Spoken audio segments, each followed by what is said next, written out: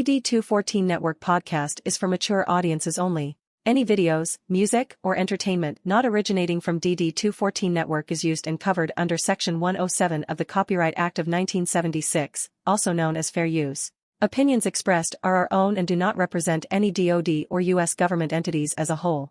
This podcast is for entertainment purposes only. Viewer and listener discretion is advised. You are no longer alone now, because we have you.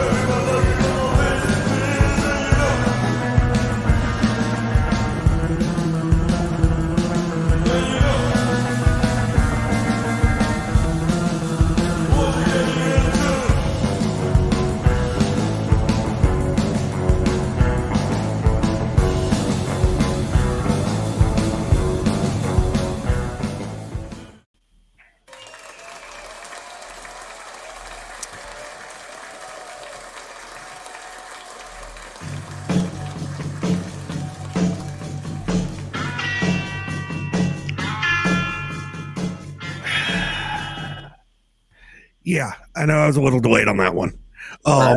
Source was fucking muted.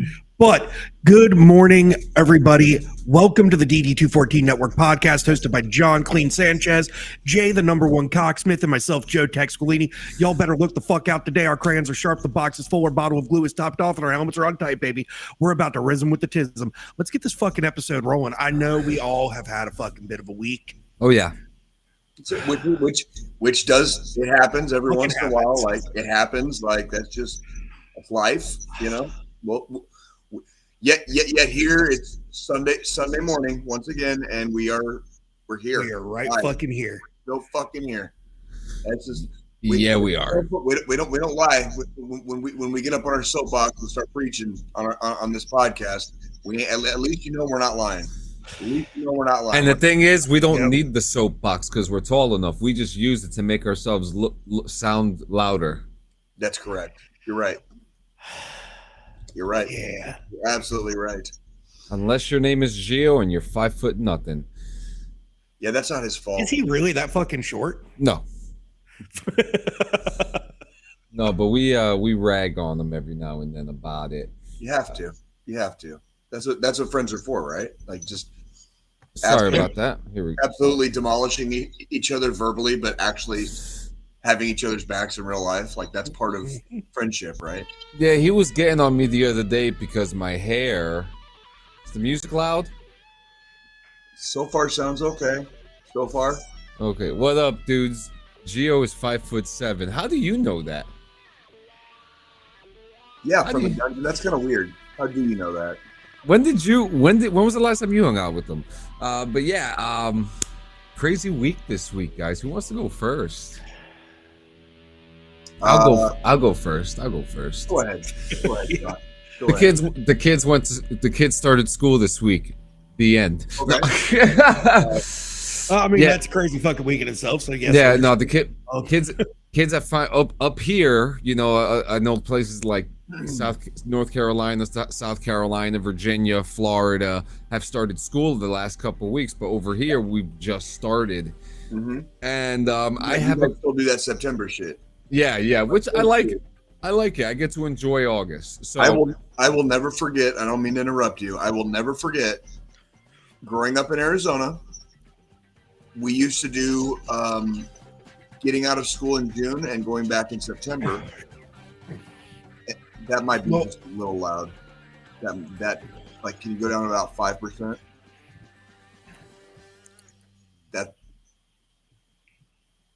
Now I can't hear it, but that's because the song is changing. Anyways, there was one summer we got out in June, and we had to go back in August. We lost like a whole month of summer school because they wanted to do August to May. And so I will never forget, in my childhood, there was one summer where we got gypped on a month of summer school, or a month of summer. because they had to shift the calendar because of the transition. So we lost summer basically, like, because of that. I'll never Well, I forget. mean, that's the thing. Like down here, it's so weird because start and end of the school year differs from county to fucking county.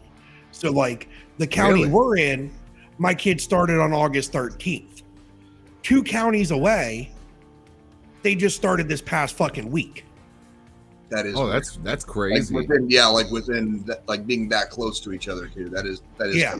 So That it's is- like, because like the Board of Education states this is how long summer's allowed to be, and some of the counties transitioned because they wanted to do May to August Mhm. years ago. Some counties kept it, you're June. getting out more mid-June and not going back till after Labor Day, which Right.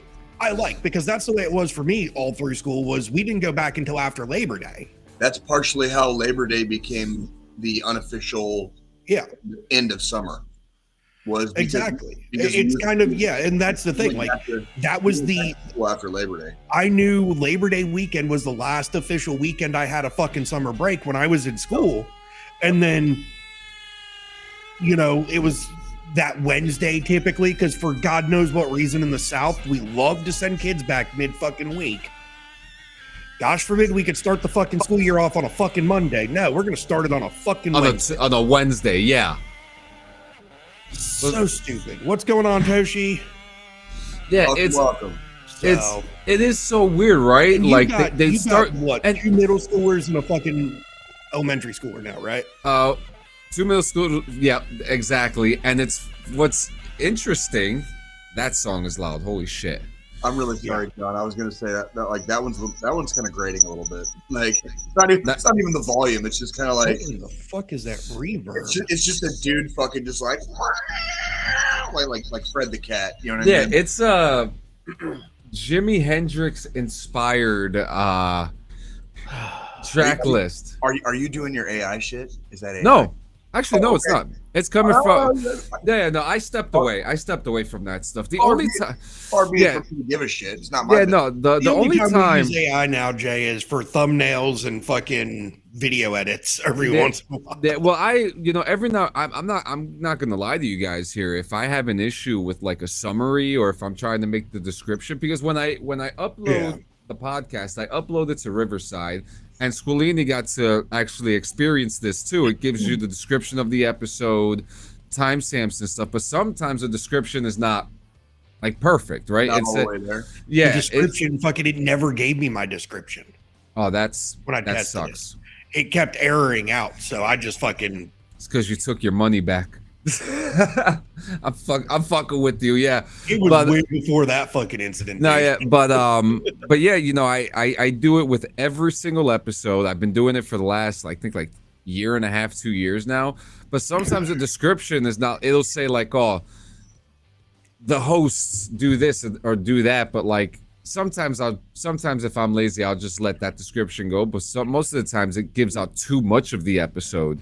Right. So I'll throw it. So what Riverside has, they have a thing called the co-creator, and it's like an AI chat GPT type thing that's for the podcast, that's Yeah. in the podcast program. And you say, hey, I'm not happy with this description. Mhm. Can you reword this and not put everything Mhm. in the description? Because a description is supposed to entice the person reading it. Oh, maybe this is a good episode and stuff like that. So I will admittedly say I still use AI for things like that because it's helpful. Because AI is a tool, ladies and gentlemen. It's a People tool. forget AI. At the end of the day, is like a bot, and the Yeah. bot, no matter how smart the bot is, it's still only gonna do what it's told. Did you Yeah. hear what happened at Con this past week? No. There was a guy who was told Oh, to the leave. dude that Being somewhat of a reader, I've seen AI put certain things into certain terms a lot quicker than probably like the average Joe would be able to. You know what I mean? Like just in general, like just trying to write something out and trying to put it in putting things a certain way. Yeah. Like give me the plot of Hamlet by William Shakespeare as you would tell it to a 5-year-old. Like yeah. Agreed. shit like that. You know what I mean? Like where it's like Verily. could I figure out how to do that and write it out on my own? Yeah, but it's gonna take a second for me. Yeah. I mean, AI can just fucking shit that out. You know what I mean? Don't let it write your books. Don't let it draw your pictures. No. You know, if you're trying to make fucking a pork chop and you want to add something special to your recipe that you've never done before, ask the AI what would spice this thing up and make it different. You know, it'll help you. If you need help, if you write a letter and you're not confident in your letter, put in the AI and say, you know, if you don't have anyone editing your work, you know, because being in the field I'm in, obviously, AI is playing a big pivotal role in IT now. Right. And everybody's pushing out new AI platforms, improving on the platforms that are already out there. My boss, he's all big into us using AI to help with, automating some tasks and stuff, which is fine and dandy. Like if I need to fucking analyze data in a spreadsheet, I can just fucking tell AI, hey, take this spreadsheet. Here's the data set I'm looking at. Here's what I need. Give me the fucking shit. And it can do that. If I'm drafting a fucking email to a client, I can type up my email and then tell AI to proofread it for me and make it more professional or make it sound less fucking, dickheadish kind of thing. Like, I can, and that's the way I use AI, at least with my job, because it has good, but it also has fucking bad. Yeah, and the part I've seen that kind of sways in the negative direction is the people that, like, what would you call it, like overuse it? Yeah, the ones that are like they're talking to it too much, like it's actually their friend or like their psychologist. They're using it too much, like, and passing it off as their own, like the fucking piece of shit at Dragon Con. You know what I mean? They're completely relying on it to try to like write a paper in high school or college. Which I like, that shit right there is like, if you can't at least write your own paper, like, and then maybe have AI like help you edit. I'll give you part of the editing portion. If you can't write your own goddamn like paper, like, dude, like you're doing it wrong in school. Write a first draft. Right. That's what first drafts are for. That's another thing that I like with, AI from a business perspective. And like part of how I use it is, I'll get a document sent to me that I have to review. Mm-hmm. And I can just right click on the document and say, hey, summarize this for me. Right. And it's going to just run through the document real quick and give me the key bullet points that I need to fucking know. So say I'm preparing for a fucking meeting with a client and I've got 5 minutes and I haven't been able to look over this fucking proposed fucking, this draft proposal for fucking some shit that we're supposed to be delivering to them for. Right. I can, pull up the document and say, hey, give me the key points I need to know before my meeting. And then boom, I don't have to read this, 45, 50 page fucking document. I get the, 2-minute fucking cliff notes from AI. And then I go into the meeting and I am able to sound like I know what the fuck I'm talking about. It gives you the meat and the potatoes. Like that. Yeah. It's for me, it's not using it to bullshit my way through work. It's to improve my work balance and my productivity level while I am working. Can I note something really quick? Yeah. John has a blue hue in his background. You have a green hue, and mine, as usual, is always red. Anybody notice that? Is it just me? Is that weird? I'm not going to pay money to go look at baseball cards all day. You know what I mean? Unless it's like the most spectacular layout. Yeah, I do enjoy conventions. I do enjoy seeing like future stuff that's coming out. Old vendors who have old stuff. Some like I like going to like the cannabis conventions where they have like the people making glass pipes in front of you. You know what I mean? Like that stuff is cool. But if you're going to you're not getting that at Comic-Con. Here's the thing. So for New York Comic-Con right now, it's $80 a day or $260 for the 4-day pass. Yeah, that's a no for me. That's already still sold out. They've already sold out the 4-day pass and all tickets for Friday and Saturday. So the only 2 days available anyways to get tickets for right now, Thursday and Sunday. Yeah. And all the good shit happens for like New York Comic-Con. Like Friday and Saturday. All the good panels and stuff is Friday and Saturday. Because Thursday is, opening day, so everybody's still arriving. Is that happening during 9/11? Yeah, that's actually this fucking week. Yeah. What would you do at this? Is it that big that it'd take 4 days to get through it? So New York Comic Con is kind of like San Diego Comic Con. They have scheduled. They have scheduled things like scheduled blocks. But also with New York Comic Con, it's October 9th through the 12th. By the way, October 9th. Oh, it's not October. Okay. Yeah, but like it's a huge convention, New York Comic Con, compared to like I've got one. I think it's next weekend, right up the fucking road from me, where they have big names show up as guests and stuff. But those are, just smaller little, like you're going doing some meet and greets. You might pay $30 for a ticket to get in for the fucking day, and then you fucking leave. Well, like with New York Comic Con, you've got like big names there. They're showing off trailers for movies. They're doing all that type of shit. Yeah. But it's packed. And it's like nut to butt fucking packed. Well, John, you remember one of our very, very early on in the early days guests, our friend Pablo? Yeah. So for example, like Forged in Fire, Christmas special. Tucson just had their Comic-Con, but our friend Pablo and another one of our best friends, a guy by the name of Chris Patterson, who was also on the show, actually. He was the author, yes. Both of them had booths side by side, so they were vendors at Tucson's Comic-Con. But it's not. They know each other too, don't they? Yeah, all three. Oh yeah. Yeah. Oh yeah. That was a little triad for a while, like the three of us, believe it or not. But yeah, you're not going to pay $80 a day to get in there. Like that's not. I know Tucson is not New York, obviously, like by any stretch, but still, it's still a city of size. And you're not going to pay $80 just to go to the comic convention. You know what I mean? Yeah, I mean for that much. I mean it's just I've been to even the smaller conventions. I would rather meet a washed up Power Ranger than meet like a Henry Cavill or something like that. Yeah. You know what I mean? Do you remember the internet meme with Lonely Virgil? No. When Virgil would do you remember that shit, dude? Poor fucking Virgil would always sit at his table by himself. No one would come and see him.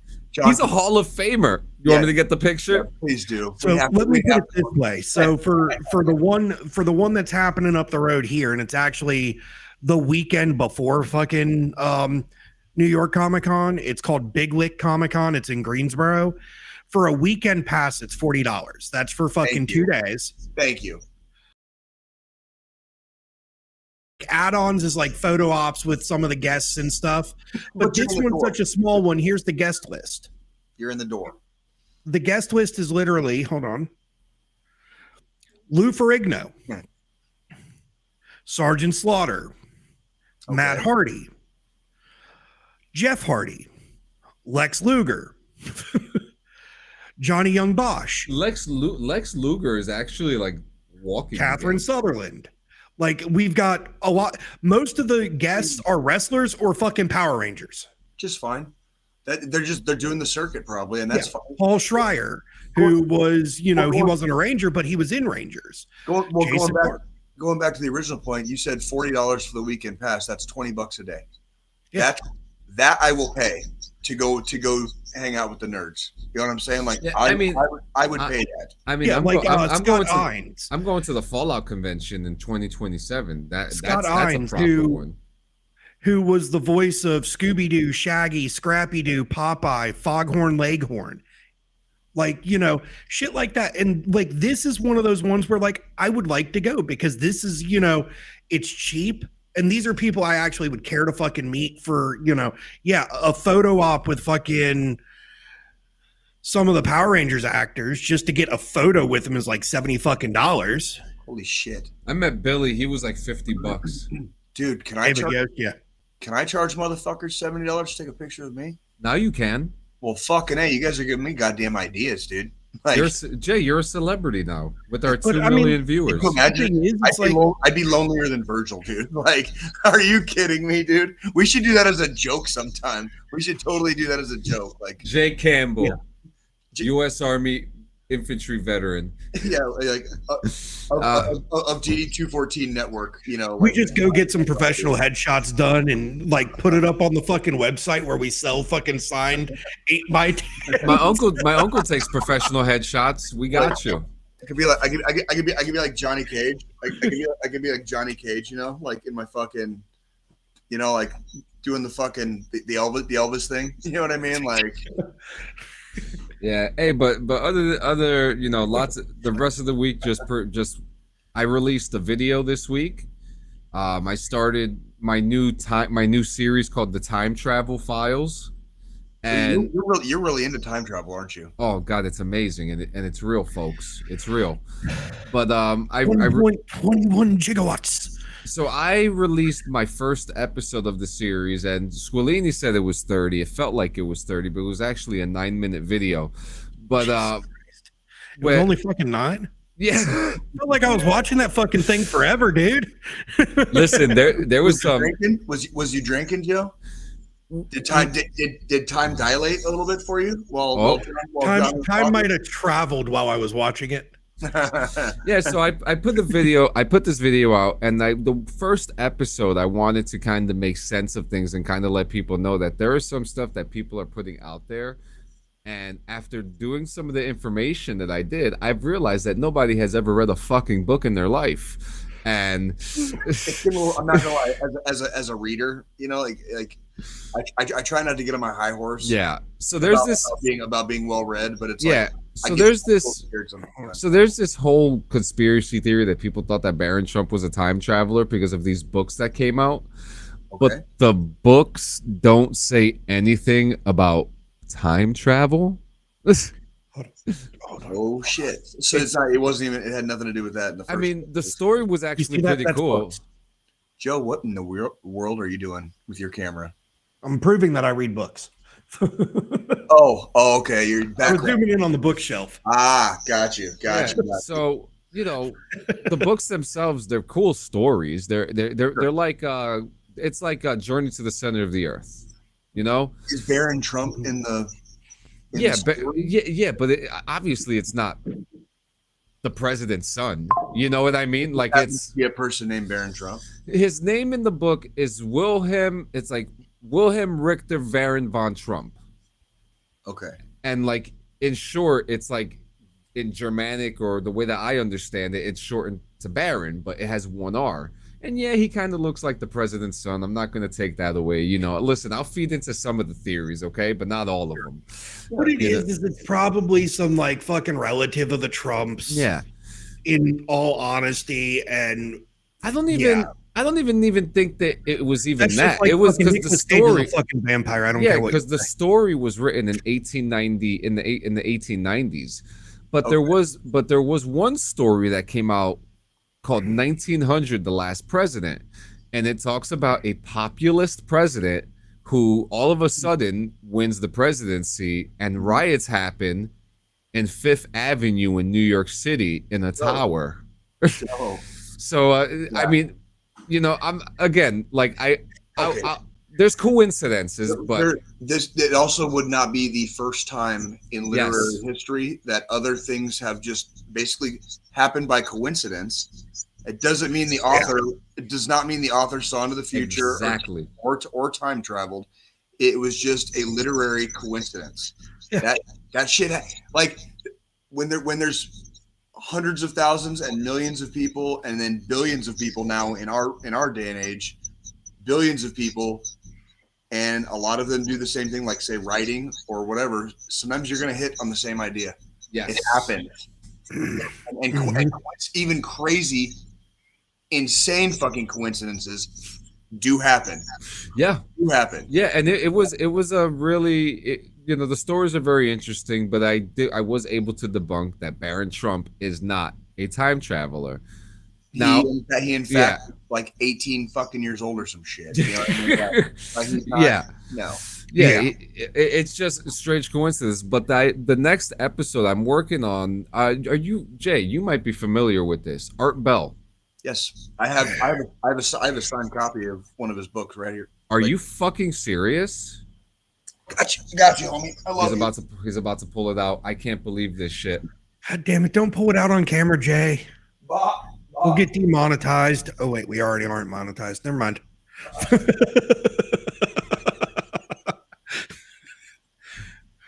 We're not even close.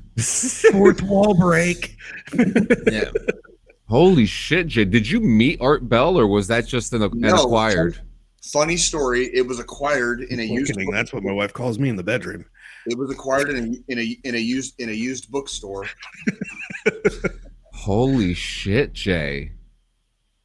It was acquired in a used bookstore in Tucson called Bookman's.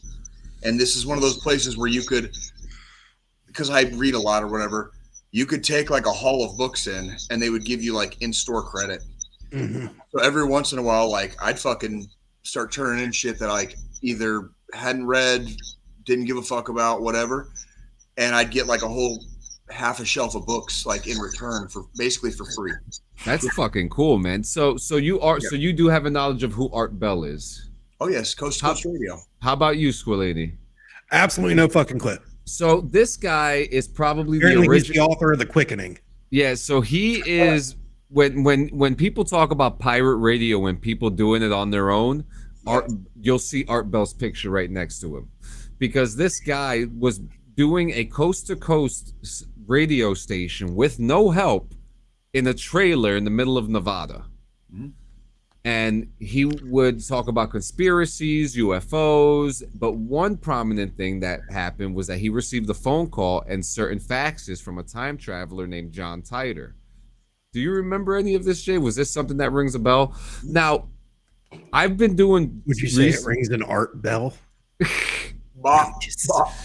So I have been studying John Titor since I was a kid, and now I'm finally using my addictive personalities and I'm doing something with it. And I've got 300 pages of transcripts, faxes, pictures of the time machine, you know. And there's something that I noticed with this whole thing. John Titor has never been debunked. Really?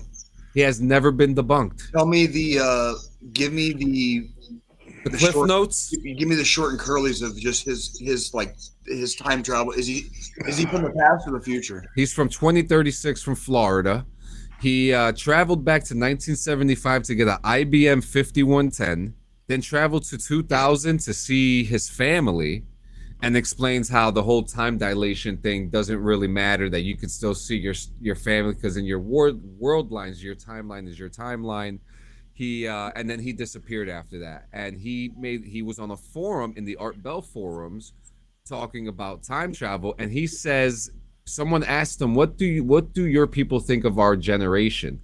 This is in 2000, and he says, my generation despises yours because of the way that you sulk in technology. I'm paraphrasing, that you sulk in technology and worry about everybody else's problems but your own.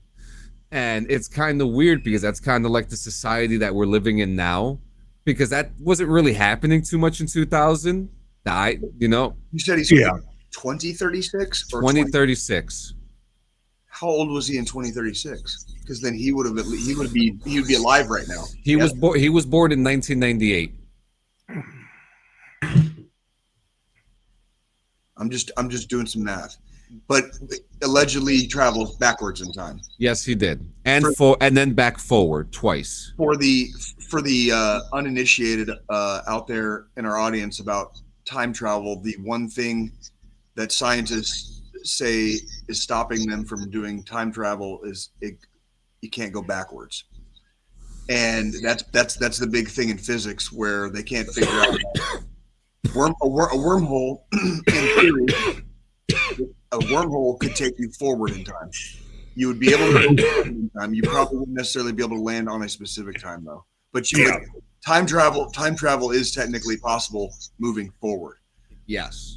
Backwards, as far as our understanding of physics, is the actual problem with time travel. You can't go backwards. And when I release this video, there's going to be a lot of stuff, and I'm actually going to be releasing companion podcast episodes of some of us like talking about these conspiracies. Mm-hmm. But I do want to show you this, and I want to know what you guys think of this. This is the time machine. It's a whole. You blow that up just a little bit. Yeah. This is an actual photo that he put into the forums.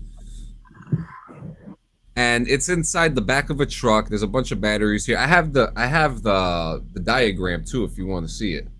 But yeah, it's a lot. Do you lay in that box? No. You sit. It's inside the car, and you sit in the car. And what it does, it's supposed to traject. If you're going back in time, it has to see that wherever you're going, that wherever you land, you're not landing in outer fucking space, which is a theory that you spoke about a couple months ago, Jay. It's true, because you would have to basically reverse path the sun, the moon, the earth, fucking asteroid belt, like the solar system, basically.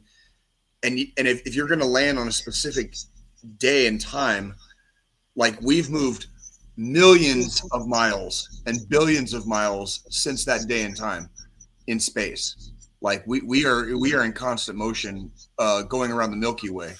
You know what I mean? And our Earth is in constant motion going around the sun, and same with the moon going around the Earth, and like ad infinitum. But like part of the problem with traveling backwards in time, if I went backwards in time right now, today, to 5 seconds ago, I would be in outer space. Yeah. That's how far the Earth has moved forward. Yep. Yeah. In those five fucking seconds. Yeah. So it's interesting stuff. I'll have a video coming on. Then you'll probably hear from me soon to do companion episodes for each one, so we could talk and do something cool. This is the kind of shit I nerd out on. Yeah, so. Me too. And I think there's gonna be. I think I'm gonna do a couple more like cryptids. But then like the last thing for me, the new show, The Paper, came out. Okay. For those for fans of The Office. The crew who filmed the people in the office found a new assignment in Toledo, Ohio, of a dying newspaper.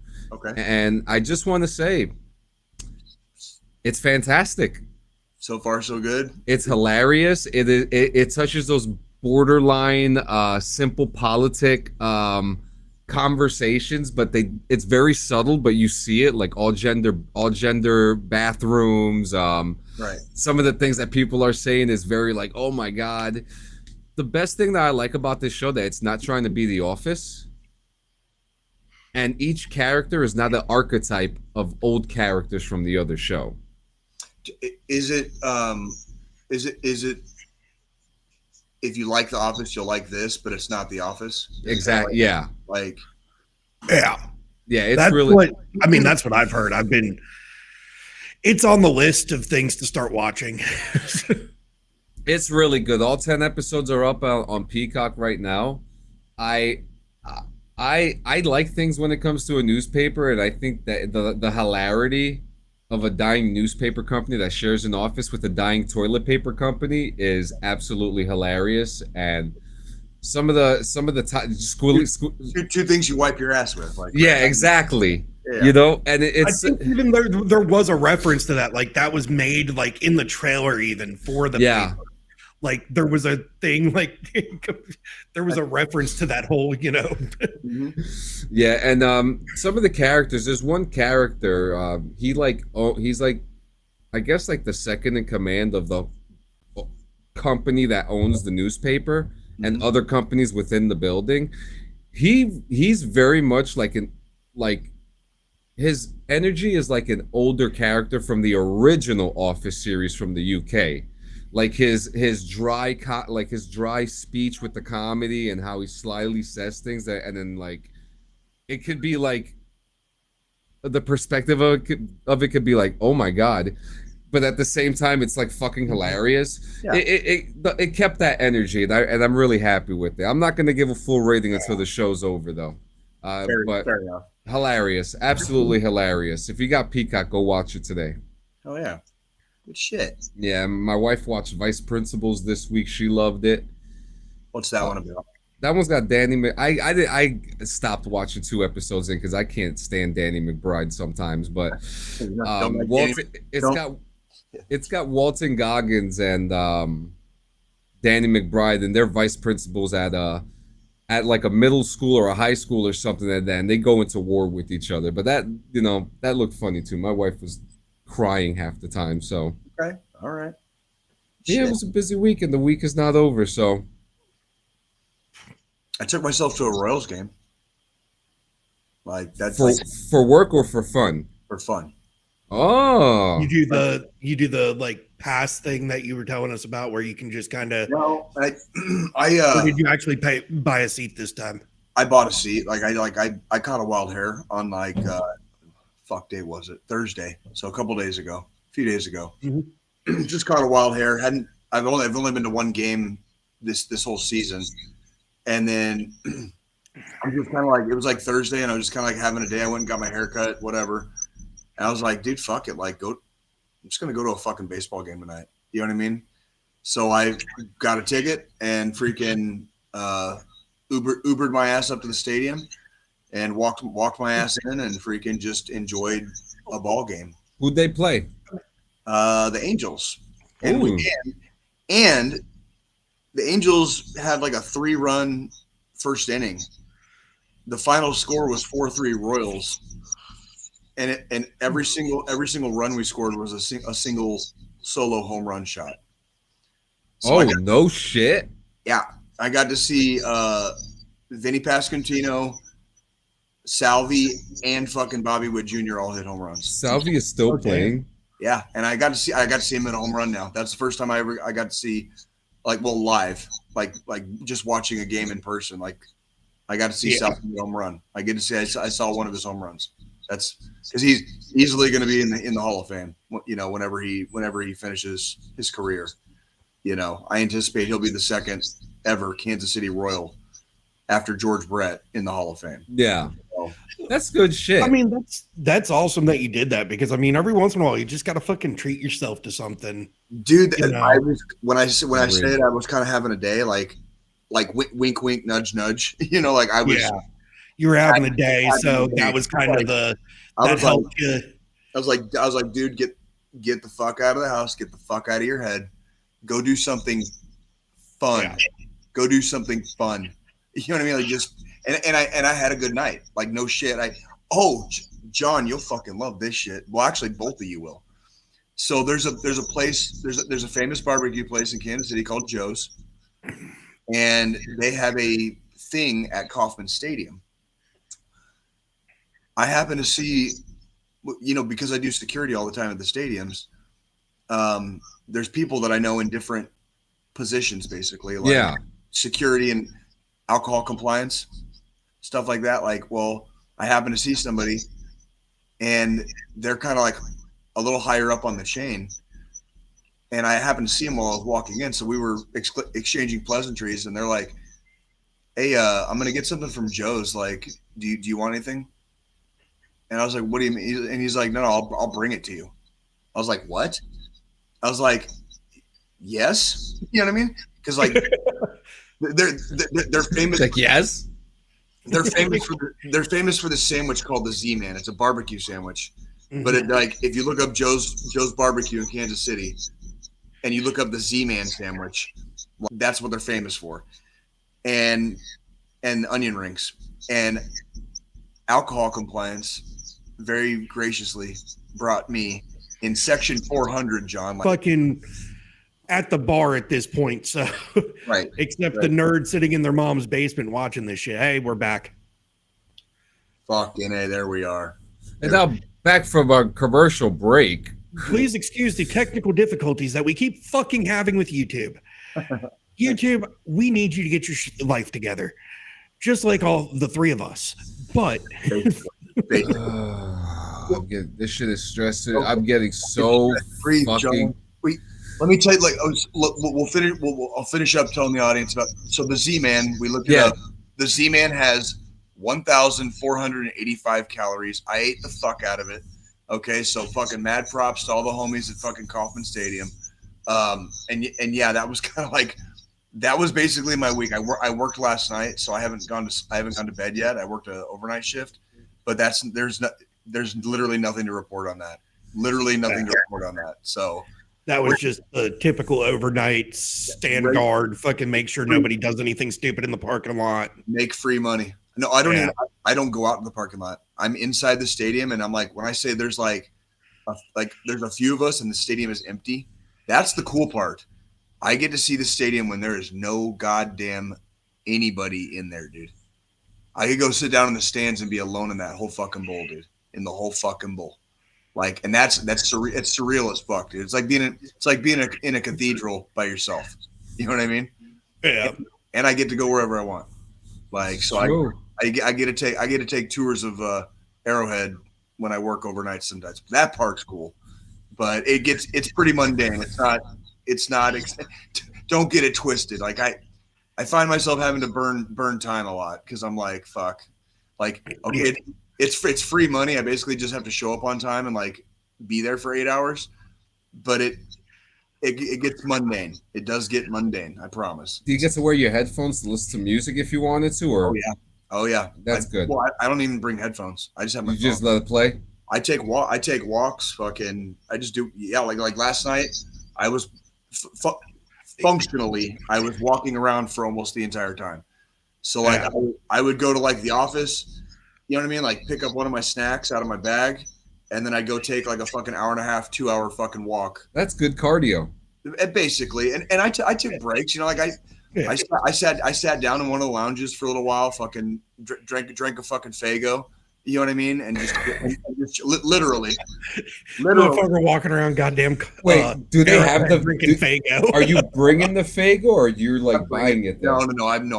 No. There's no vending machines open. No. No. It's literally just like no. I'm bringing everything in because I bring snacks. I bring drinks. I usually get a soda, which is the only time I drink sodas if I work an overnight. I'll usually bring a soda and I'll bring a fucking energy drink if I need it. If I need it. Sometimes I do, sometimes I don't. And then I bring like peanuts, peanut butter crackers, just something to munch on, you know, like in the middle there somewhere to keep the energy up.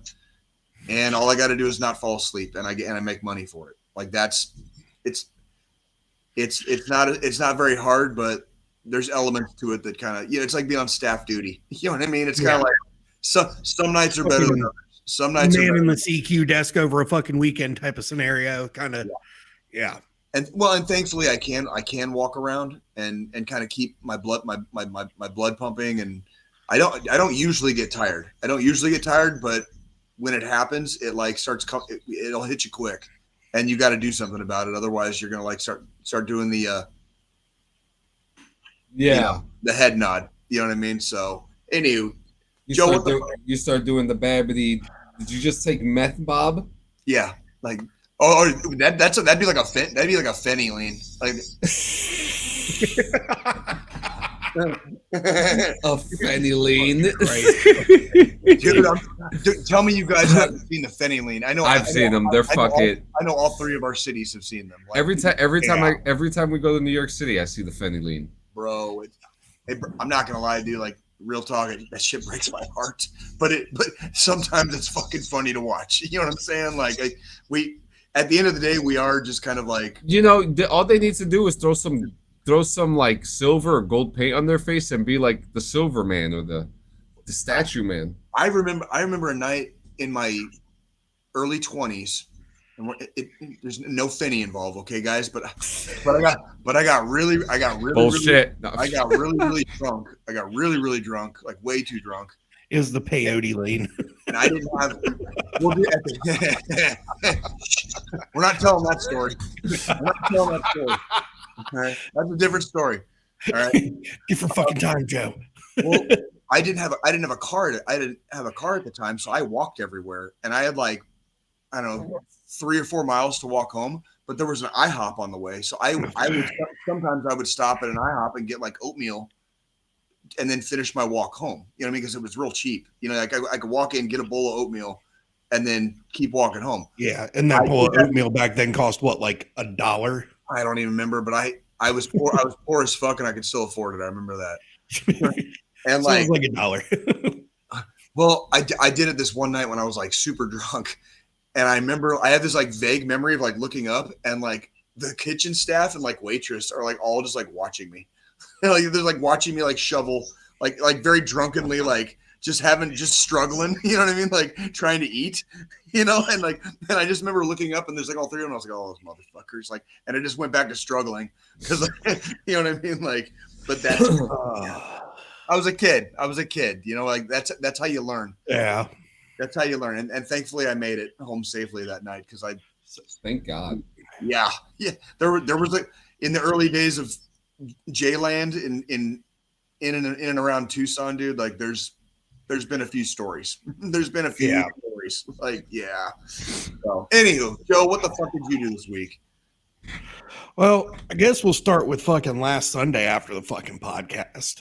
Okay. You know, I was talking about, I was meeting up some dude to sell my PC, my gaming PC. That fucking went fine. Everything's good, you know, sold it. Then we decided instead of fucking cooking what we bought for fucking dinner for that night, we ended up just going and grabbing something to eat because the kid wanted to go get fucking wings from our local haunt that we typically go to, the little pub and grub. So we went there, we ate, get home, the kid, being the crackheaded jackrabbit fucking 14-year-old she is, she's trying out for the fucking wrestling team at school. Fuck yeah. Fuck yeah, dude. Are you serious? I mean, I wrestled in fucking, like, yeah, dude. So, fuck yeah, dude. So she's like, she was like egging me on wanting to fucking wrestle and shit. So I'm like, okay, well, you know, I'm not going to fucking, you're not going to hurt me. You weigh fucking 100 pounds soaking wet. And you don't know what the fuck you're doing. Like, I'm going to drop you real quick and we'll call it a fucking day. I dropped her. And then her natural instinct was to kick me in the fucking dick. She might have to work on that in the wrestling room. Yeah, I told her this. Well, when she kicked me in the balls and I turned to drop because of the fucking pain, because, I mean, as guys, we all know that is not fucking comfortable. It's not usually fun. Well, let's go back to right before the end of my beach trip where my knee gave out and I fell down fucking stairs. Well, my knee did worse this time. My kneecap was on the fucking left side of my fucking leg. Did you blew your knee out getting kicked in the dick? But you got your knee blown out getting kicked in the dick. Pretty fucking much. Literally. Like, literally. Holy so shit. For those that are wondering why shit. I am no longer in the fucking basement and I am in a different room. I'm just now starting to put two and two together. Like, yeah, from the dungeon, like fucking that. So here's the thing from the dungeon, that knee is already fucking titanium. Okay, that spooks me a little bit. I'm not gonna lie. It's not supposed to fucking do that. Oh, so let's. As your brother and friend, you might want to talk to the VA about that. Like ASAP. Yeah, no, I'm just waiting on fucking an appointment with my ortho. Holy shit. That sounds gnarly as fuck. That sounds gnarly as fuck. Sitting here. I'll tell you, I make sure to take my cell phone down to my basement anytime I go down there. Yeah. We had this conversation, haven't we? Okay. Yeah. Because of shit like that, and if I can't get back up. Well, and that's the thing. Like, that's where, like, I was like, because, you know, I use my Mac for work. Mm-hmm.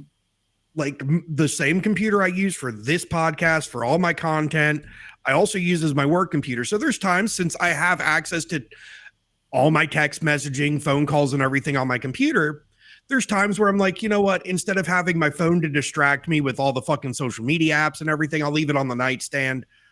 Because when I get to my computer, if the wife texts me or needs to call me, I can pick it up from my fucking computer. I don't need to have my phone. I was like, now that my knee's done this twice, the stairs going into our basement are really fucking steep. Like kind of like mine. Like I had on Monday, on Labor Day, I had the wife and the kid help me move all of my office furniture up to the main level of the house. It looks nice, to be honest with you. It does. Because I was like, I don't want to risk it anymore. And now that this has happened, it was, you know, within a week of each other. Yeah, I was just two incidents. Very short span of time. I'm like, you know I need to get into my ortho again and have them, you know, do scans and fucking look at it, figure out what the fuck's going on. Because again, it shouldn't be doing that with it being a replacement. No. By the way, I see that fucking army flag. Fucking that's tits. I fucking love that shit. It was in the background down in the basement too. But yeah, I just finally I had to fucking make the call. And so this room was where like the cat's litter boxes and their food bowls and everything. Their food and water bowls are still in here. Mhm. I just moved their litter boxes into the closet because the closet doesn't have doors. It's just got curtains over it. And I was like, I'm just going to have to, it'll have to be a multi-purpose room. When I do the podcast, the door gets shut. But when I'm working, I just leave the fucking door open so the cats can get in here and go to the bathroom, get food throughout the day and shit like that.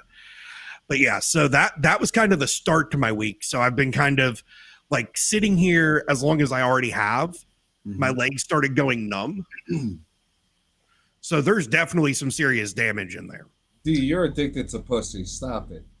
Seriously, from the dungeon. Like this isn't Yeah. this isn't the pussy show, bro. Like you want to see if you want to see 3 dicks, like fucking tune in every week. You know what I mean? So I did that. Right over here. He's right over here. Have you been putting any ice on that thing at least?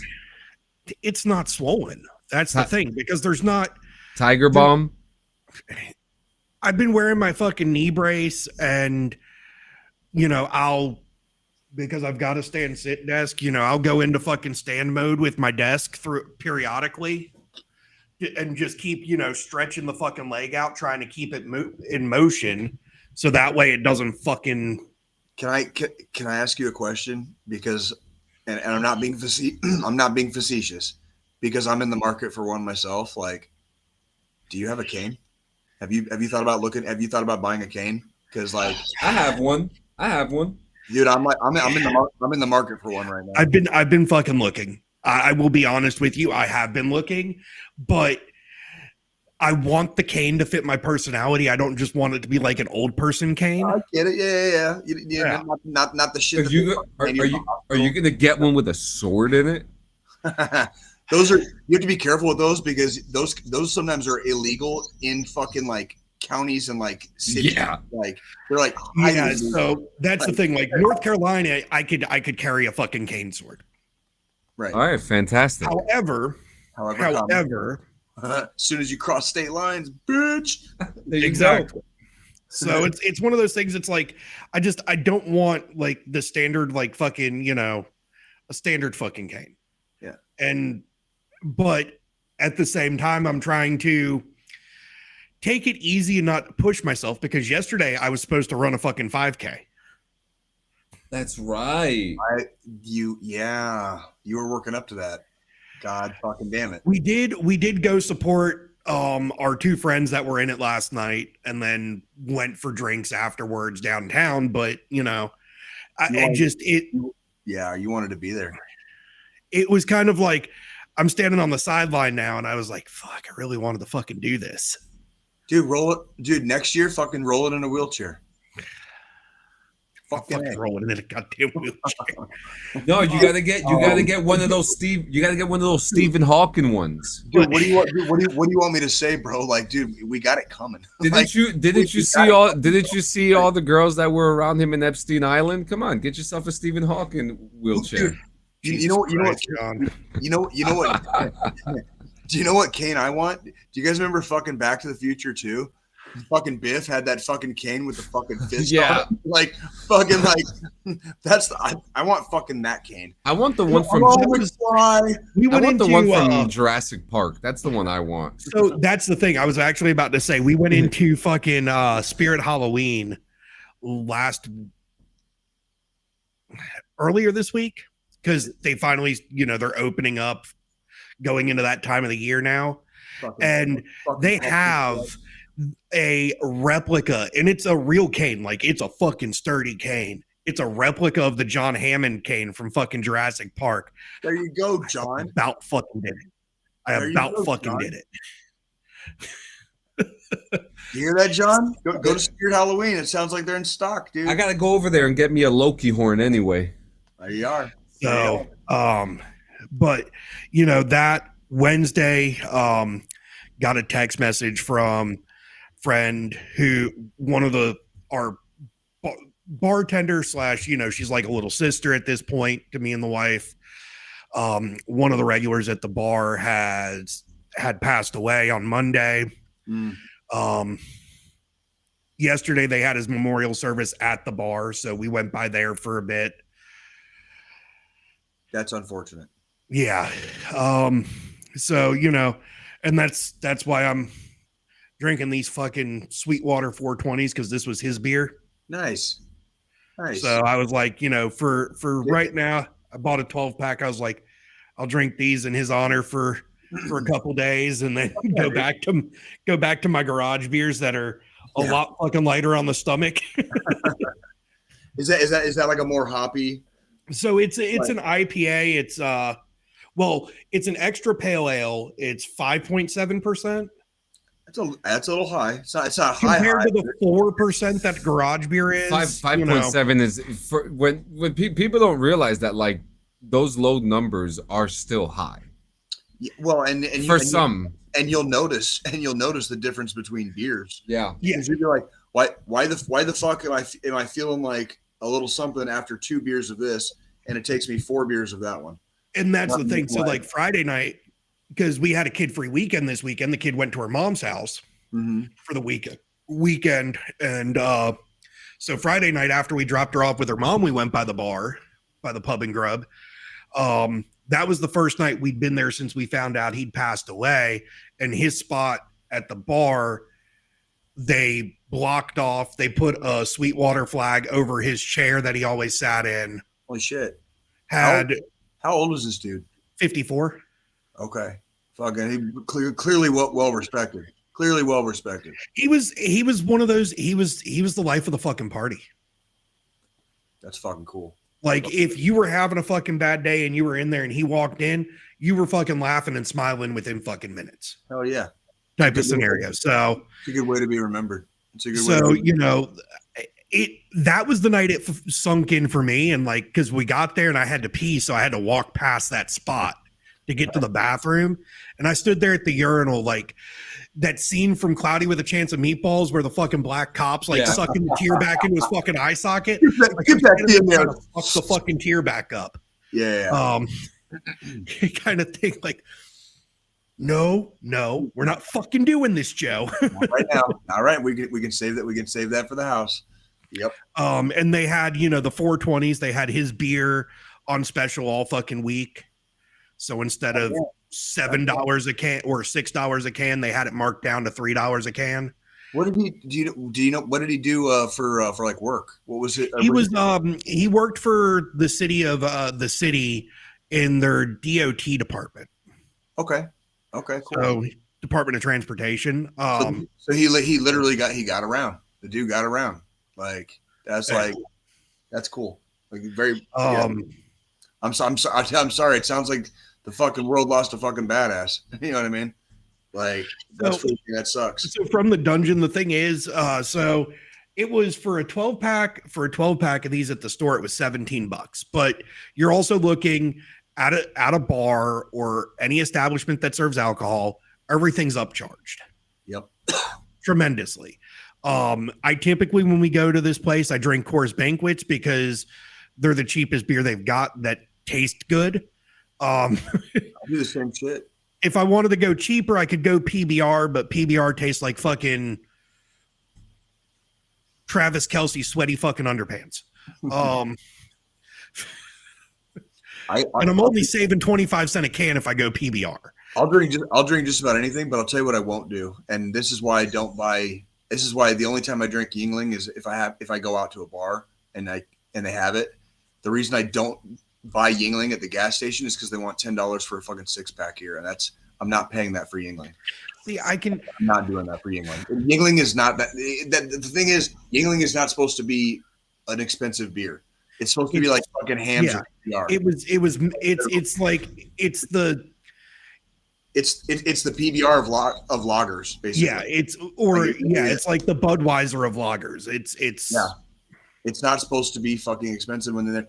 And because it's so still new, I guess, to Missouri, the gas stations are still fucking charging fucking $10 for a 6-pack of bottles. I'm like, you're fucking high. I'm not paying that shit for fucking Yuengling. Yuengling's great. I love it. And that's the thing. Like here, I can go get a 12-pack for $14 of Yuengling. That's what I'm talking about. That's closer. That's a little bit closer to fucking home. You know I've also noticed a lot of the times you're getting a discount on 12 packs compared to 6 packs because a 6-pack of these a 6-pack of these 420s is $10, where a 12-pack was 15 and some change, so like 17 after tax. Yeah. And by the time you get to the case, you're basically, it's about $1 a beer. Yeah. Like, yeah. But you know, the thing is, yeah, $6 a beer. It's kind of expected when you go to a bar, though, from the dungeon. Like it really is. Well, and he said something about drinking Yingling, you know, off the tap, and like that's when I go to bars, and especially if they have it now, which most of the ones I go to do, I drink pints of Yingling, and it's like I enjoy the beer. It's better to me than Budweiser, Bud Light, or whatever Pilsner bullshit they have on top. I mean, that's the thing. Like the Asian restaurant we go to a lot, they have, you know, Yingling. They don't have it on tap. They have bottles, but it's like $2.75 a fucking bottle. Sign me up. Like it's not meant to be. It's an everyman's beer that actually has flavor and doesn't taste like fucking water. Thank you. That's like, I think at Harvey's before they closed down, you could get a bucket which was $5, but the sixth one was free, and it was 15. It was 15. Yeah. So basically, at 15, six bottles for $15. It's like less than $3 a fucking bottle. You know what I mean? Like, yeah. So that's the one. I mean, shit. That's kind of, you know, I guess that's my week in a nutshell. Fucking blew my knee out again. Moved my office upstairs. Blew my knee out again, getting kicked in the dick.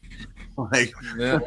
Well, I got something. Life, liberty, the pursuit of fucking happiness. Well, well, I got something fun for you guys to just laugh about. We don't need. It's not for us to talk about. It's for us to laugh about. Okay. I've been doing some research, and I've been going through Reddit. God's wasteland, as I like to call it sometimes. That's actually the armpit of the fucking world. No, that's New Jersey. I will. No, say that's the armpit of the U.S. Oh. I will say this for Reddit: if you know how to use different subreddits, it is a treasure trove of national and world news. Reddit really is. If you know how to use it properly, it is. That's where I get great. So I use Reddit for all my tech shit. Like that's the way I fucking use Reddit. Yeah. So I went on a little deep dive on things, on what's the best insult you've ever heard from a drill sergeant. Oh god. You know. So and there were some crazy ones. Fuck yeah. All right. So we got a few of them here. So we'll start off with this one. Trainee, what is your birthstone? Crystal meth? I think I might have said that to a couple privates in my day. One guy says here, Private, do you know the back of your head is flat? Roger, drill sergeant, do you know what that means? No, drill sergeant, it means your mother didn't love you. She left you in your crib to cry. He walks off. This one guy says, I was underweight when I joined, so there I am freshly shaved, and a drill sergeant walks past me and says, holy shit, Private, I didn't know we did chemo in the fucking army.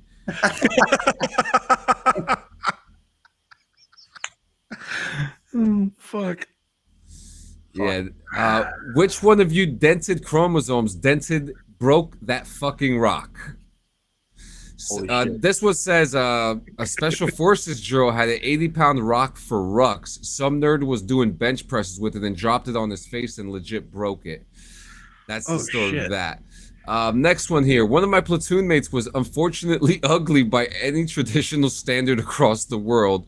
His last name was also unfortunately Crouch. Drill Sergeant says, well, Private Crouch, you're clearly what happens when a person is made purely from the shallow end of the gene pool. What the hell kind of ethnicity are you anyway? Private Crouch says, I'm half white, half Cherokee Indian. Drill Sergeant. The Drill Sergeant says, Cherokee Indian. You got an Indian, you got an Indian name, right? No, Drill Sergeant. Then I hereby dub these squats when she pees. Holy shit. Next one here. That was a crazy one. That was pretty fucking nuts. That was drill sergeants are fucking ruthless. They're fucking ruthless. You look like 15 pounds of shit in a 10-pound bag. Yep. Yeah, definitely heard and used that. Like, yeah. I was gonna say that's not just a drill sergeant thing. That's an NCO thing. That's kind of in the that's that part of the course when you become an NCO, like shit talking 101. Yeah. Yep. So this one says. This one is one from Full Metal Jacket, and that this said apparently by real life drill sergeants, I'm sure by NCOs as well. You climb obstacles like old people fuck. Yeah. That's a very famous one. You do X, Y, or Z like old people fuck. Yes. Oh yeah. Yep. This next one is fucking 14-year-old earlier this week. That's how commonly used that phrase is. This next one here says, monkeys even know how to peel bananas. This was shouted at a recruit who used a spoon to peel a banana, highlighting the absurdity of the action. Yeah. I probably fucking said something similar too. I actually saw a very funny video of this guy eating a banana with a spoon, but that's another conversation for another time. The next one, your birth certificate is an apology letter from the condom factory. I like that. I like that a lot. Wow. Yeah. Next time the kid pisses me off, I think I might use that one. Go apologize to the tree for being a waste of oxygen. I've said that one before. Similar, yeah. Yep. Similar attitudes. If you all want to act like bears, I'll treat you like bears. And we spent the next hour bear crawling back into our barracks. Yep. Those days are not fun. No. Company at attention. Private, is my dick out? No, drill sergeant. Then why the fuck is your mouth open? Oh. Well played. Well fucking played. That's a great one. I like that. Probably get a fucking a sharp fucking case, like nowadays with that. But that's spot the fuck on. This one, I don't even know if I'm supposed to say this one, but this one is so goddamn funny. The fuck is up with the scar in your head, Pry? Your mama catch you with the coat hanger? Oh, fuck. Fuck yeah, dude. Fuck. I fixed in 9 weeks what your parents couldn't in 18 years. Yeah. That is unfortunately true for a good chunk of fucking people that joined. Here comes my favorite one. I expected better out of you. Yeah, those ones actually sting a little bit. Where it's like the drill sergeant, like just for a split second, drops the drill sergeant. They're just like, "I'm disappointed in you," and then the drill sergeant comes back, and you're like, "Oh, like it breaks your soul, breaks your fucking soul." Oh man, we got a few more. See, that was the moment I had when they found out that my fucking cousin was the commandant of the military police corps, and I'm going through MPO sit. And I was trying not to say that because I didn't want them to hold me to higher standards because of who my fucking cousin was. See, don't you hate that you have to hold back the professionalism just a little bit just so that they don't put you in a position that... Because then it was like, what happened was he came for a fucking inspection or something, and he saw me, and he didn't know I was fucking there yet. And he had them pull me to the side, like... I was fucked up by my drill sergeants for like the next 3 weeks. Funny. But when fucking senior drill fucking pulled me in his office afterwards, and he did that whole, drop the drill sergeant act, Squilini, I'm fucking disappointed in you, and then put it back up. I felt like shit. Thank you. That is it. By the way, that's a real life tactic. Like fucking. I believe it. It's you're basically like, they're like parents at that point, and all they can hear is like all the times they've heard, like when you thought you were gonna get your ass kicked when you went home, and your ma or your pa was just like, I'm fucking disappointed in you. Yep. Like so it traumatizes. It traumatizes. So we have this one. We actually have a name attached to it. This is from a drill sergeant Frazier at Fort Sill in 2016. Okay. You're a special motherfucker, aren't you? You hungry, huh? Go get some more red drink, motherfucker. Run. I like that. There was a female drill when I went to the first time I went to basic training, like when I was going to be a mechanic. We had a female drill in our platoon, like little tiny thing. She was Hispanic, and we were doing like chin-ups or pull-ups or whatever on the pull-up bars one morning for PT, and there was a female soldier doing pull-ups, and when she tried to do like whatever she was on, and she dropped, and she said "fuck," and this little tiny fucking Hispanic drill sergeant goes up to her, and she's like gets right in her face, and she's like, "Motherfucker, don't cuss at me!" like it was the most hilarious shit. I'm sitting there like in line like. You know what I mean? Like fucking, trying to hold it in so you don't get fucking yelled at too. Yeah. Motherfucker, don't cuss at me. I love it. Oh man. Next, we got 3 more. What in your right fucking peanut fucking brains makes you think you can sit on your fucking bed to put your fucking shoes on? That'd be very similar to probably like what Drill Sergeant Campbell would have been like. Like I can say fuck. I can say fuck 5 times in a 3-word sentence. Like, I think I could too. Yeah. It drives my wife crazy because my 14-year-old has acquired that skill from her father. Bro. And we'll be in the car having a conversation going down the fucking road, and my wife just hears fuck like 30 times between the two of us, and we've might have said 10 words total. Yeah. But 30 of them are fuck. Yeah. Yep.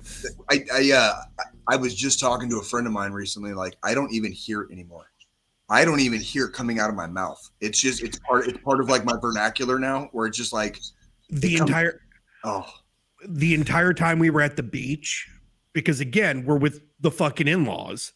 The in-laws. Yeah. They're not used to things nowadays, like the way kids are raised, the way kids get raised.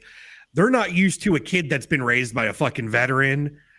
So like my kid would slip up and say something, and I'm just sitting on the couch in the background. Language, just like fucking stop. Yeah. Next one. Sick call gives you free gifts. Yeah. I'm pretty sure you understand why this one's coming from, because it was a sarcastic remark questioning one recruit's frequent visits to sick call. Yeah, it's for the sick call rangers. Yep. Yeah. I was one, and I had surgery. So, am I still a ranger? No. That's not. No, a sick call ranger is somebody who actively seeks a shitbag. Yeah. Yes. That's one of those people that every time they do, like, you put in, you have like every day they ask who needs to go to sick call, and a sick call ranger is that motherfucker that always goes every fucking day. See, and I'll tell you one thing. I did have to go all the time. But I had the legit problem, and it took them 9 months to fucking find it. But last one here. Whew. I made your mom so wet last night that Obama had to activate the National Guard to lay sandbags around my bed. I like that. Yeah. So, I mean, drill sergeants are crazy. I'm going to look for so many more. Wait a minute. Oh no. What? Had a drill sergeant break the news that a famous singer died. Hey, privates, anyone like Linkin Park? Yes, drill sergeant. You know their lead singer Chester? Oh, he's just hanging around. Silence, because he hung himself, privates. He's dead. Dude, that is so. The worst part is that is 100% some shit a drill sergeant would do. That's the Army. I think that's a confirm. Like that's our humor. Like I found out in the field, and like I was never really a Linkin Park fan. I found out in the field, like this is when I was in the infantry, and like because I didn't know which one he was. I didn't know who it was because that's how like that's, and I was like. I was like, is he the one that like, and they were like, yeah, that's the one. And then I like died laughing, and I was like, we were in the field. We've been in the field for a couple of weeks. Like shit was getting a little rough, and so like that was my humor of it at the time. Now later reading about him and reading about his life and like the effect he had on a lot of people. Yeah. I felt like an asshole for fucking like laughing my ass off in the field that day. Well, that's John. That's John Podesta's son. I don't know who's John, but I don't. You don't know who John Podesta is? He was the guy that was part of the whole Pizzagate thing. He's a politician. Chester was? No. He really was not. It's just let me show you. I'm confused. I'm sorry. John's being a smartass. I think Squillini knows the connection you're making. Look, I got the picture right here, right? I know the connection, and I'm enjoying watching Jay have fucking smoke come out his ears because he doesn't understand. Completely lost. So that's John Podesta on the right, and that's. I must have missed the meme. Okay, I got you. Okay. Yeah, well, there's this whole conspiracy theory because Chester had talked about. That was one of the few times in life I really regretted having such a laugh and making extremely dark jokes at someone's expense, because I was like, when I read about his story, I was like, ooh, yeah. But you didn't know. But you didn't know. Did you know? And the thing is, I didn't grow up listening to Linkin Park. It was not my thing, and some of the jokes I made got very dark. You were before that era too, though. Yeah, but I distinctly remember when they came out.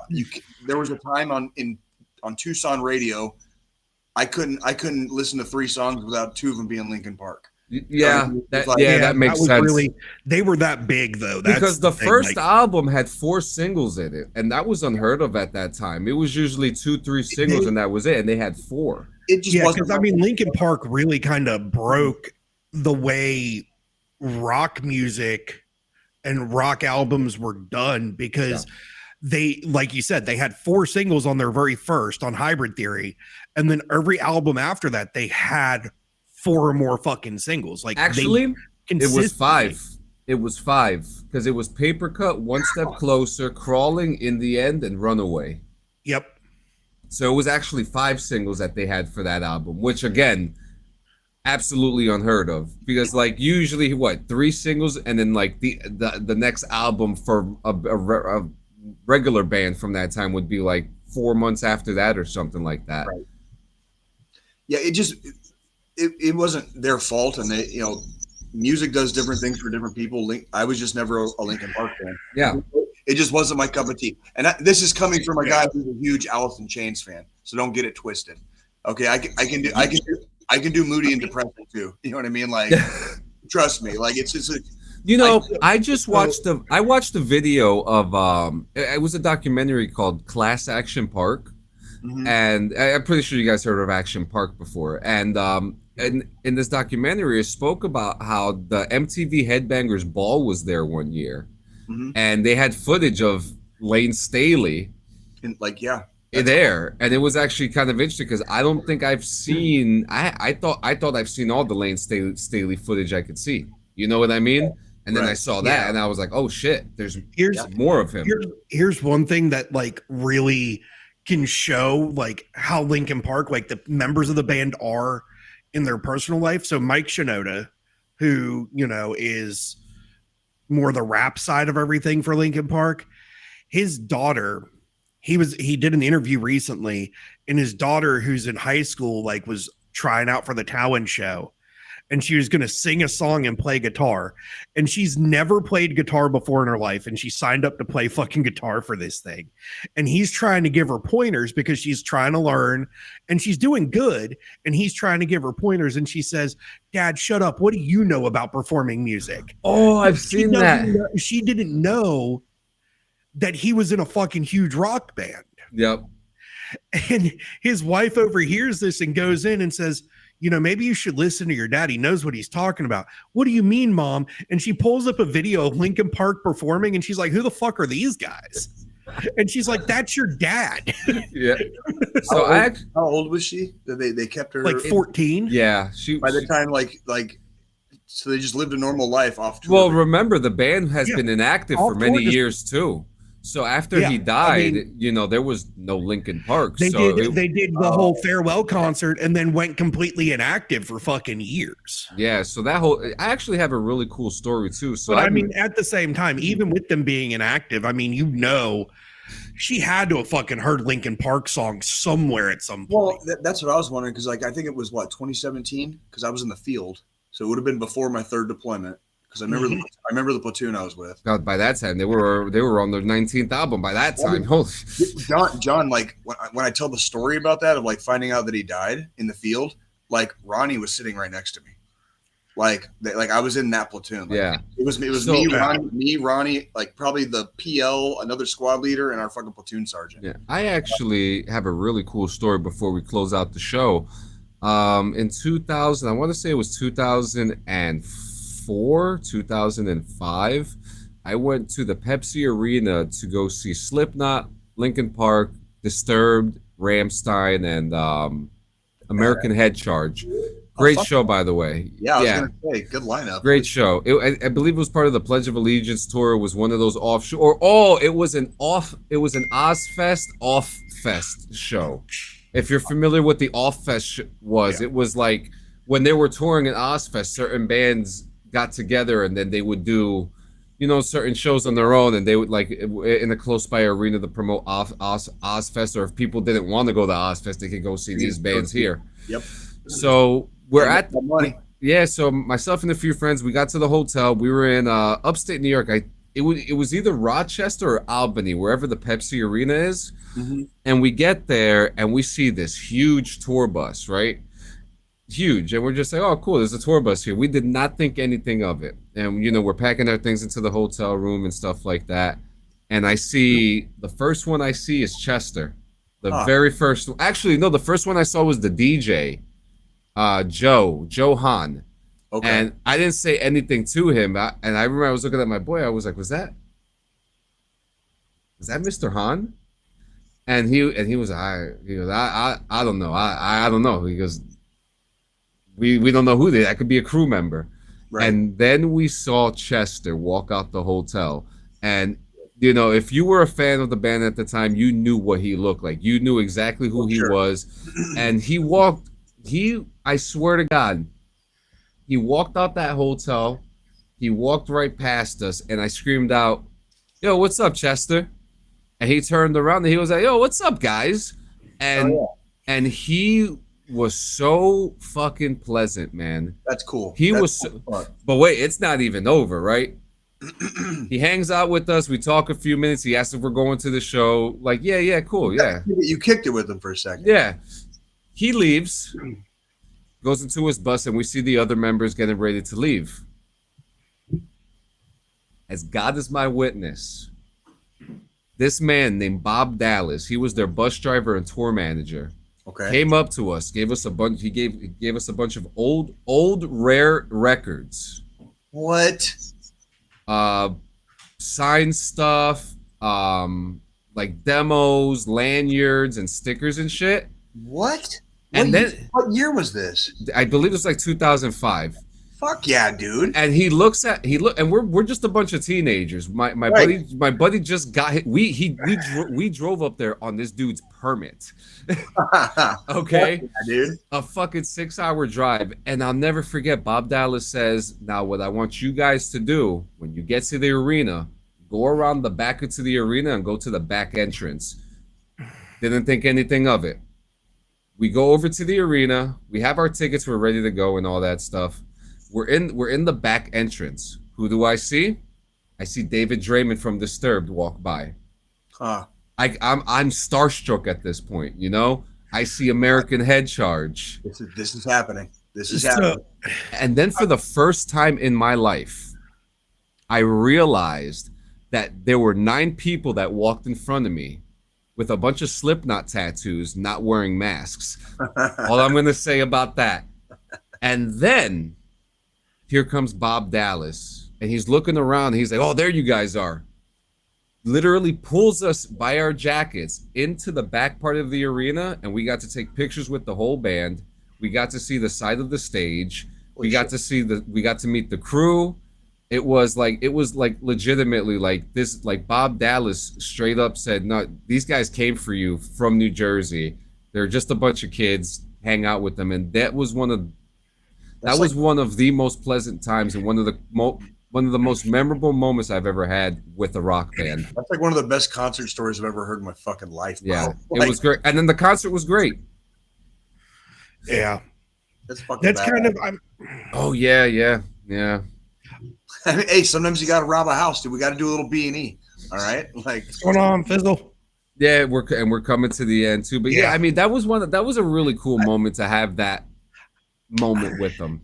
hell yeah. I mean, growing up in fucking the South, most of my concert stories, unfortunately, are fucking country music. What are you gonna do? What are you gonna do? But that's because, like, our amphitheater, that is, the coastal. Well, Jesus Christ, it's had so many fucking different names over the years. It's now the Coastal Federal Credit Union Music Pavilion, or God knows what the fuck they're calling it today.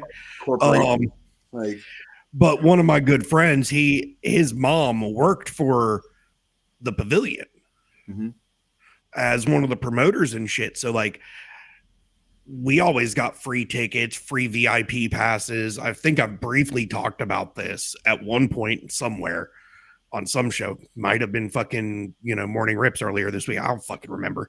And you got virtual contact, Ty. Not surprised. We all, we got to, do meet and greets with all these fucking artists and shit. Like, I've met Kenny Chesney. Best one I met, hands down, was Toby Keith. No shit. Oh, no shit. There you go.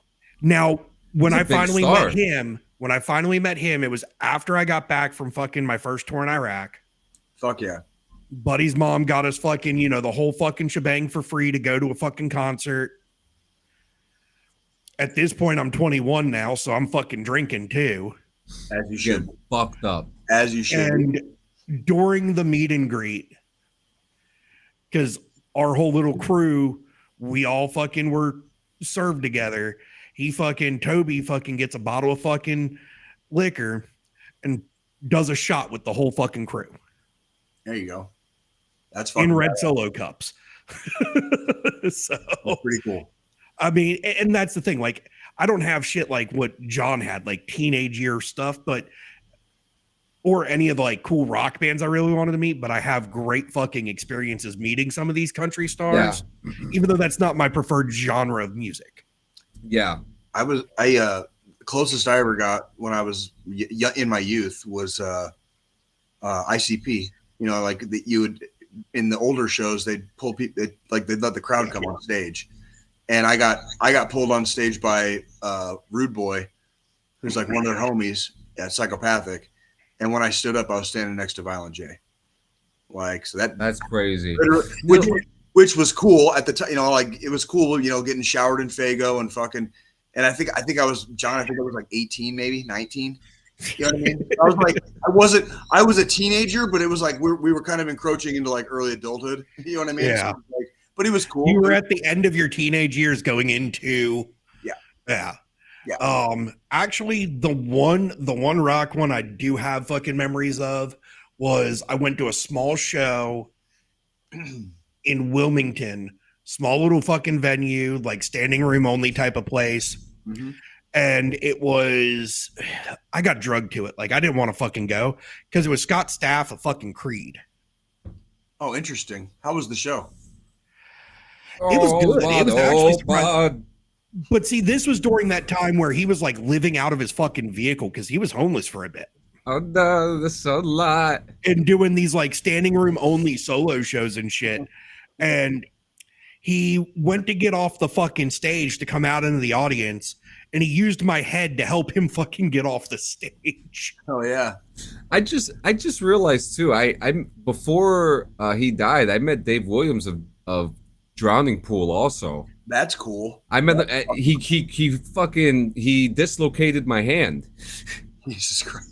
Strong handshaker. Because he was singing that song, I don't care about anyone else but me. And he squeezed my fucking hand and my fingers were like this. Like I got a good handshake story real quick before we please. can wrap Well, it up. I want to ask you. I want to ask you guys, do you guys want to finish it off with football talk? We can definitely. We've got Yeah, we could stuff to talk about. Yeah, we can finish it up. Yeah, go ahead. Before we hit football. So Thursday, we finally got my kid on a fucking bus. And, you know, I've talked about it. I've spent probably since school started $160 a week to get her back and forth to fucking school. Right. When transportation should be provided by the fucking school. Thank God. Finally get her on the bus. Well, Thursday was the first morning she was supposed to ride the bus. Literally, we have an app now because everything's GPS, you know, technology fucking has taken over everything. And I'm watching the bus. It's in the neighborhood right before ours. Then I watch it turn out on the main road, and then I watch it drive right past. So I ended up having to get my wife to leave work, come home to take her to the school, and carry me up there so I could go in and fucking talk to somebody. Well, this little boy that has like this huge fucking crush on her, on my daughter, fucking he also was getting in late. And on my way out, he stops me to, you know, he's like, because I've got my fucking Afghanistan war vet hat on. I'm just like in fucking fire and brimstone mode at this point. Like I wanted to fucking kill somebody. I had the wife come in with me to make sure I wouldn't kill somebody because that's what she's for. And this little boy stops me. He's about half retarded. Because he looks at me. He's like, "Hey, sir, question: what war were you in?" I was like, "Can you fucking read?" And part of me was like, "How the fuck are you in the 9th grade?" The other part of me was just like, "Yes, it was. You know, I was in Afghanistan. And I did tours of duty in Afghanistan and Iraq. I was in the global war on terror. You know, just that." And then he was like, "Well, I want to thank you for your service," and shake my hand.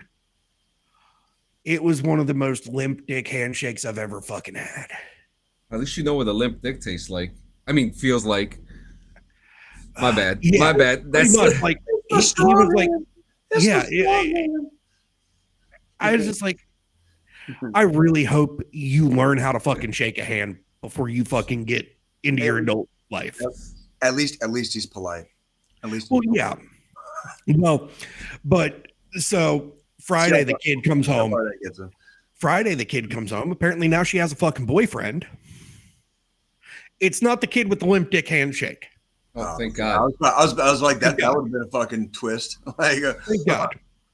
Literally. But so before we get in the car to bring her to drop her off with her mom, me being the veteran / NCO father that she has, and we're talking about her, you know, new boyfriend and everything. Hashtag and how she wants to go to the mall next weekend to hang out with her friend group from school and her boyfriend and all this. I looked her dead in the eyes and I said, "Just so you're aware, the only things open after midnight are legs and the ER." She turned bright fucking red and was like, "Dad." I was like, "Get her." Yep. All right. Yep. Hashtag stereotypes are based on reality. What? Yep. All right. And I say that from experience, kid. We've all been there. I've been like casually threatened in Arizona, like when I was taking a young lady out on a date one time, like casually threatened by her police officer father that like bullets travel a lot faster after fucking whatever time it was that night. Like freaking like, yeah.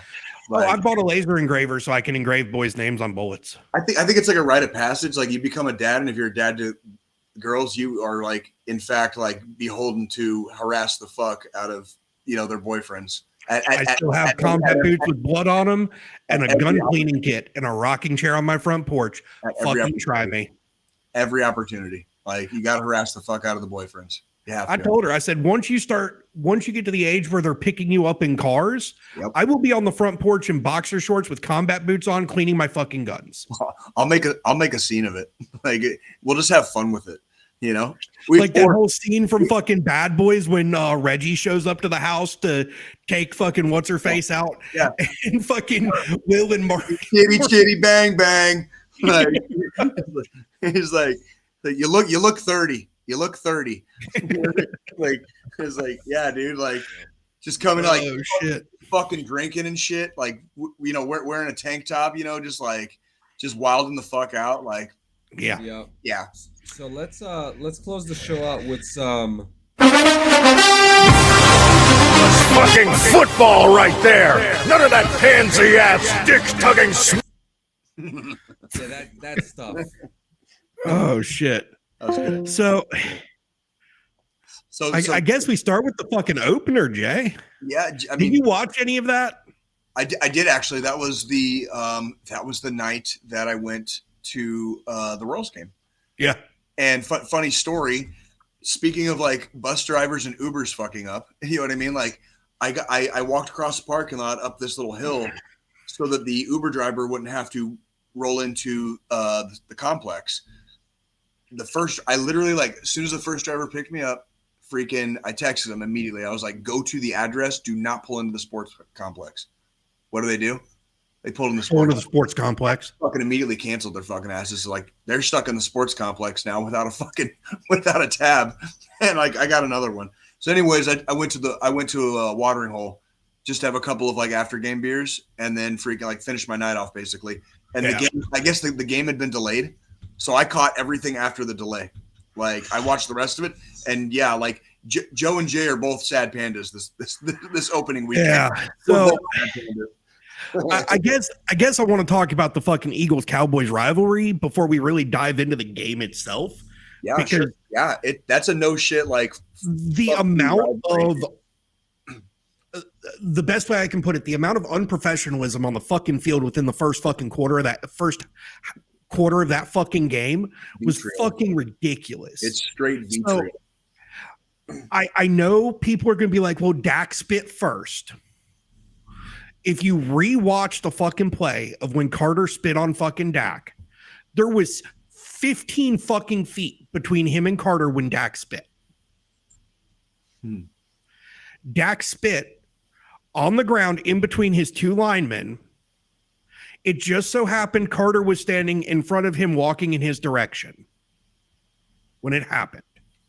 So Carter, within the first 6 fucking seconds of the game, walks up to Dak and fucking spit on him. Like, look at this. He didn't spit on fucking Carter. There was a lot of fucking space. Now, yeah, he blew kissy lips at him. But that's just fucking, them fucking doing their fucking bullshit that, people do on the fucking field. Taunting. Like. Yeah. That's like that dude that fucking slapped the fuck out of Kelsey, dude. Now. They're just getting disrespectful, John. They're just getting disrespectful. Now, I will say, I did talk because one of the guys that works for me, he's an Eagles fan. So first off, fuck you, bro. Dick move Thursday when you clocked out, because this guy fucking right as he's clocking out, he literally goes in our fucking team chat, go Birds, and then logs off.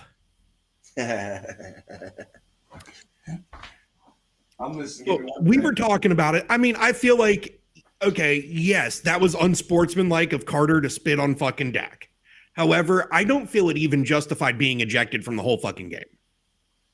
I don't know about that either, because it is football. Now, granted, we shouldn't be freaking spitting on each other because that's a little kind of like extreme. Well, I mean, technically that can be considered assault with a deadly weapon kind of thing. I thought that was battery. Well, and that's battery, yeah. That's the kind of the part I'm getting at is like the one in the Chargers Chiefs game where the dude like just straight up smacked the fuck out of him. John, can you look up that clip too, dude? What is it? I didn't see that. It's okay to fucking open hand slap the fuck out of somebody on the field. Who did the slapping? The Chargers, and they slapped god damn it, fucking Travis Kelce. But it's like you can do that, but you can't fucking just kind of casually spit on them. You know what I mean? Like which like that's straight up assault, and he didn't get kicked out of the game. You know what I mean? Like, oh shit! Oh fuck! Yeah, yeah, well, yeah. But, and that was like after a play. That was after a play. So like you thought I was joking. I get why this is like, should this be an ejection because of the spitting incident the night before? And this dude just Yeah, and this dude just straight up fucking Whacked him. bitch slapped the fuck out of Kelsey. And you could tell on Kelsey's face afterwards when his helmet's off, like he was pissed. Like, what the fuck did I do? You know what I mean? Like, we're playing, like, Jesus Christ. It's like, that's fucking, But, yeah. fuck, I mean, So, did you watch the whole game or most of the game? I'm assuming. I didn't watch any of the fucking KC game because we were Cowboys Eagles. I'm sorry, Cowboys Eagles. I watched. I watched up until the delay, but again, I had to fucking go to work the next morning. I was about to start. Like, that's what I was wondering. Like when I got when they severe weather delayed it, I didn't know how long the fucking delay was going to take. It was a really disappointing game on both sides. Like the entire rest of the game. I'm kind of glad I didn't watch after they resumed bad. After the delay because they delayed it where it was 20-24, Cowboys down by 4 points, and neither fucking team did shit. No, like it was like afterwards. Looked like a fucking couple of high school fucking teams out there. Seriously, I'd have stayed up late to fucking watch the fucking rest of the game. Been dog ass tired yesterday at fucking work or on Friday, and. I literally I thought the Cowboys were going to come back and fucking beat the Eagles. And I was rooting for the Cowboys because we play the Eagles next week. You know what I mean? Like we have the Eagles here at home next week. Like guess who's going to be there, folks? You know? Oh yeah. Speaking of which, next week there will be an episode posted during the regular time on Sunday. We are going to be doing a Monday Night Live. Yes, we are. We will not be live on Sunday. We'll be live on Monday night. Okay, Monday evening, and we'll get you that time. Oh yeah, shit, that is so. Yeah, so next Sunday we will not be live. There will not be an episode on Sunday. It'll be the following Monday. Yeah, John will post an episode, probably like something from the closet, like freaking during our regular scheduled time. But it will go not back 3 years, like pull the first episode I was on or something. I'm gonna pull. I might put up Easter nuts in your mouth. One of them is going up. Yeah, but it just won't be live. We'll be live. We'll be live Monday night. Monday night next week. Monday night. I still have nightmares about that episode. Me too. But yeah, that I mean, so does my anus. Sounds as baseball is dying down, football is rising up, guys. Here it comes. Rising up. So far this season's been a fucking clusterfuck. Yeah. Got people getting spit on, people getting bitch slapped. And there's more games today. It's only like those are the first two. We've only had 2 games of the season so far, and that's the type of I can't wait to see what happens today. Ooh wee. It's amazing. But yeah, who's got the final thought today? I got it. Yeah, I've fucking got it this week. It's gonna be a bit of a toughie, so to speak. Especially with losing buddy from the fucking bar this week. The first thing I want to say is you're never alone. You're never alone. There's always others out there for you. If you feel like there's nobody, there is. No matter how you feel, there's always someone there. There's always someone that fucking cares. In my community, it was a great loss this week. And there's a lot of us hurting, from the staff at my local haunt to all of us regulars that were around this specific individual out of respect for family, not naming names or any of that shit. But if you feel like there's nothing left for you, like there's no one that fucking cares, just remember you can always reach out to the National Suicide Hotline by texting or calling 988 or dialing 1-800-273-TALK. That's 1-800-273-8255. If you don't feel like talking to one of their crisis intervention specialists or one of their specialists that answers the phones and this is what they do, reach out to a friend, reach out to a family member, reach out to one of the 3 of us goons. Because, we care about our community. We might know some of you in person. We might not know any of you in person or have any real relationship with any of y'all, that y'all are our community. Y'all are here week in and week out for us when we go live, when we do this show. And all the most we can do to pay it back and return it is be there for you if you need it. So just reach out. And I always say this also, if you're not feeling down and out, if you're not in a time of crisis, reach out to a friend that you haven't talked to in a while. Might have been, just a week since the last time you heard from somebody. Might have been a couple months.